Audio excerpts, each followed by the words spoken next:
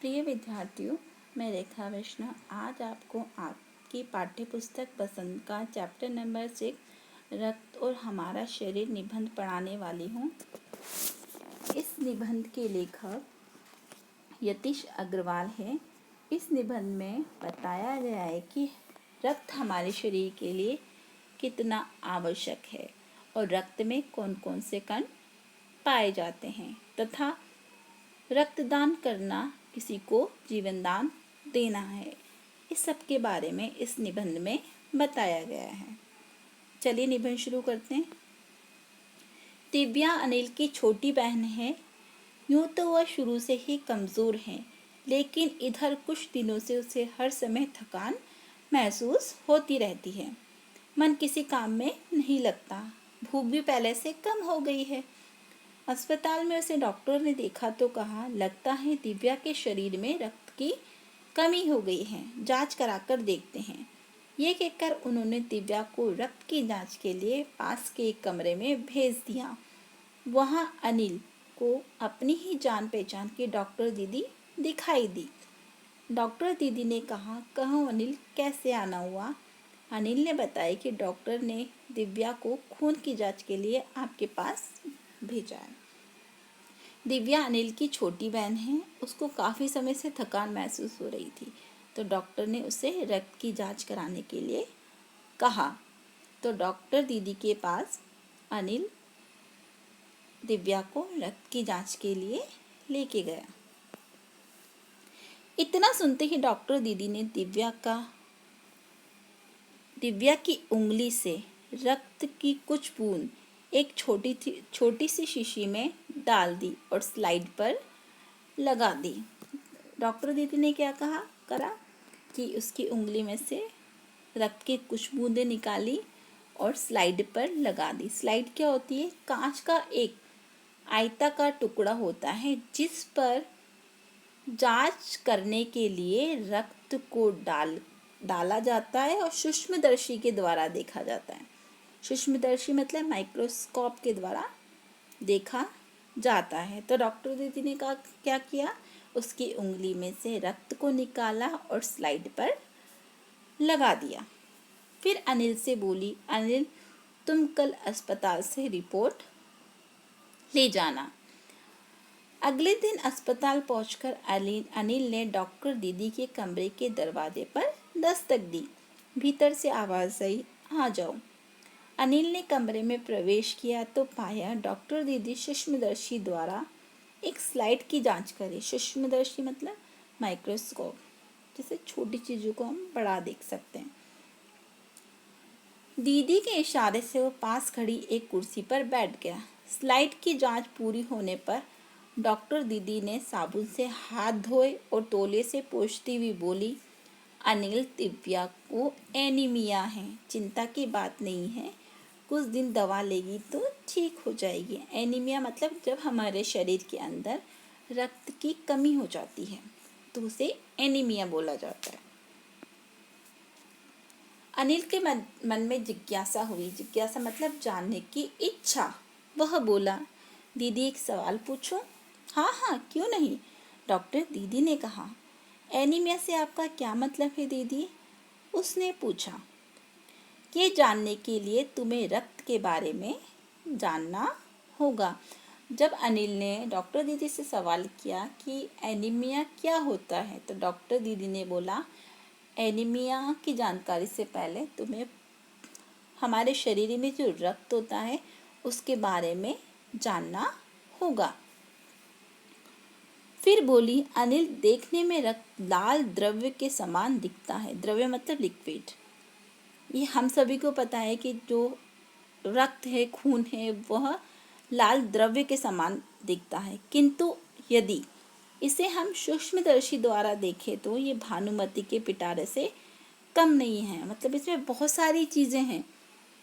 मोटे तौर पर इसके दो भाग होते हैं। किसके? रक्त के। ठीक है। एक भाग वह जो तरल है, तरल मतलब लिक्विड है, जिसे हम प्लाज्मा कहते हैं। दूसरा वह जिसमें छोटे छोटे बड़े कई तरह के कण होते हैं। कुछ लाल होते हैं, कुछ सफ़ेद होते हैं, कुछ ऐसे होते हैं जिनका कोई रंग नहीं होता, जिसे हम बिंबाणु कहते हैं। बिंबाणु मतलब प्लेटलेट्स, कण कहते हैं। ये कण प्लाज्मा में तैरते रहते हैं। तो यहाँ पर डॉक्टर दीदी ने बताया कि रक्त के कितने भाग होते हैं? 2। एक भाग जो तरल है जिसे हम प्लाज्मा कहते हैं। दूसरा भाग वह है जिसमें कई तरह के कण तैरते रहते हैं। कुछ लाल तो लाल रक्त कणिकाएं हो गई, कुछ सफ़ेद तो श्वेत रक्त कणिकाएं हो गई, और कुछ ऐसे जिनका कोई रंग नहीं होता, जिसे हम बोलते हैं प्लेटलेट्स, कण मतलब बिंबाणु। और ये जो कण होते हैं ये प्लाज्मा में तैरते रहते हैं। इतना कहकर डॉक्टर दीदी ने सूक्ष्मदर्शी के नीचे एक स्लाइड लगाई, उसे फोकस किया और बोली, देखो अनिल, सूक्ष्मदर्शी द्वारा जो कण तुम्हें दिखाई दे रहे हैं ये है लाल रक्त कण। स्लाइड देख मानो आश्चर्य से उछल पड़ा अनिल। रक्त की एक बूंद में इतने सारे कण, इसकी तो वो कल्पना भी नहीं कर सकता था। वह बोला, इन्हें देखकर तो ऐसा लग रहा है मानो बहुत सी छोटी छोटी बालूशाही रख दी गई हो। हाँ, दीदी बोली, लाल कण बनावट में बालूशाही की तरह ही होते हैं, गोल और दोनों तरफ अवतल। अवतल मतलब बीच में से दबे हुए। रक्त की एक बूंद में इनकी संख्या लाखों में होती है। यदि हम 1 मिलीमीटर रक्त लें तो उसमें हमें 40 से 55 लाख कण मिलेंगे। जब डॉक्टर दीदी ने अनिल को माइक्रोस्कोप के द्वारा दिखाया तो उसे लाल रक्त कण दिखाई दिए। ठीक है, वो उछल पड़ा कि इतने सारे कण, इतने से खून में इतने सारे कण, और वो कैसे दिखाई दे रहे थे? बालूशाही की शेप जो होती है ना, जो हमारे लाल रक्त कण होते हैं उनकी जो शेप होती है ना, वो बालूशाही की तरह नज़र आती है। ठीक है, तो 1 मिलीमीटर यदि हम मिलीमीटर रक्त लेते हैं तो उस रक्त में हमें 40 से 55 लाख कण दिखाई देंगे। इनके कारण ही हमें रक्त लाल रंग का नज़र आता है। किसके कारण? लाल रक्त कणिकाओं के कारण जो हमारा रक्त है वो लाल नज़र आता है। ये कण शरीर के लिए दिन रात काम करते हैं। सांस लेने पर साफ हवा से जो ऑक्सीजन तुम प्राप्त करते हो उसे शरीर के हर हिस्से में पहुंचाने का काम इन कणों का ही होता है। जो हम ऑक्सीजन प्राप्त करते हैं उसे शरीर के हर हिस्सों में कौन पहुंचाता है? लाल रक्त कण। इनका जीवन काल लगभग 4 महीने का होता है। 4 महीने होते होते ये नष्ट हो जाते हैं, लेकिन ये एक साथ नष्ट नहीं होते, धीरे धीरे, कुछ आज, कुछ कल, कुछ उससे अगले दिन। तब तो कुछ ही महीनों में ये खत्म हो जाते होंगे, अनिल ने कहा। ये सुनकर डॉक्टर दीदी मुस्कुरा उठी और बोली, नहीं, ऐसा नहीं होता। हमारे शरीर में हर समय नए कण बनते रहते हैं जो नष्ट कणों का स्थान ले लेते हैं। हड्डियों के बीच के भाग मज्जा में ऐसे बहुत से कारखाने होते हैं जो रक्त कणों के निर्माण कार्य में लगे रहते हैं। इनके लिए इन कारखानों को प्रोटीन, लौह तत्व और विटामिन रूपी कच्चे माल की ज़रूरत होती है। ये पौष्टिक आहार लेते हैं। हरी सब्जी, फल, दूध, अंडा और गोश्त में ये तत्व उपयुक्त मात्रा में होते हैं। यदि कोई व्यक्ति उचित आहार ग्रहण नहीं करता तो इन कारखानों को आवश्यकता अनुसार कच्चा माल नहीं मिल पाता और नतीजा क्या होता है? लाल रक्त कण नहीं बन पाते और रक्त में इनकी कमी हो जाती है, और लाल रक्त कणों की कमी को ही एनीमिया कहा जाता है। ठीक है, एनीमिया क्यों होता है? जब हमारे शरीर में लाल रक्त कणों की कमी हो जाती है तो एनीमिया हो जाता है।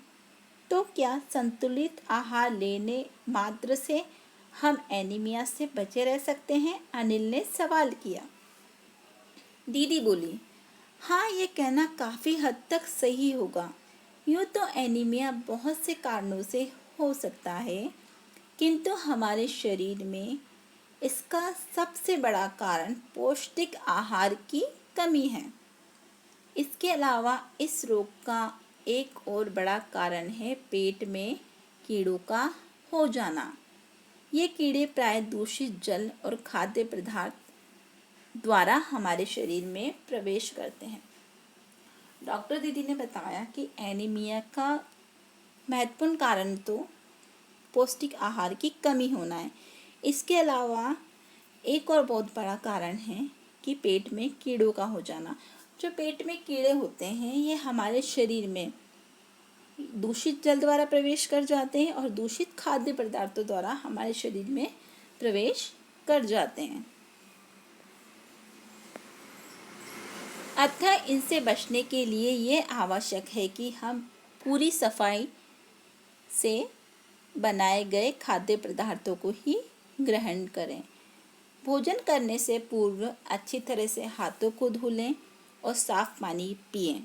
और हाँ अनिल, एक किस्म के कीड़े भी हैं जिनके अंडे जमीन की ऊपरी सतह पर पाए जाते हैं।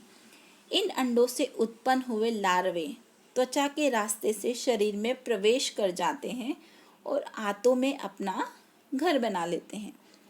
इनसे बचने का सहज उपाय है कि शौच के लिए हम शौचालय का ही प्रयोग करें और इधर उधर नंगे पैर न घूमें। तो डॉक्टर दीदी ने बताया कि एक तो दूषित जल पीने से कीड़े हमारे शरीर में प्रवेश कर जाते हैं, दूषित भोजन खाने से, और हाँ एक अलग तरह के किस्म के कीड़े होते हैं जिनके अंडे जमीन के ऊपर की ओर पाए जाते हैं और वो हमारे त्वचा के सहारे हमारे शरीर में प्रवेश करते हैं और जो आते होती है वहाँ पर अपना घर बना लेते हैं।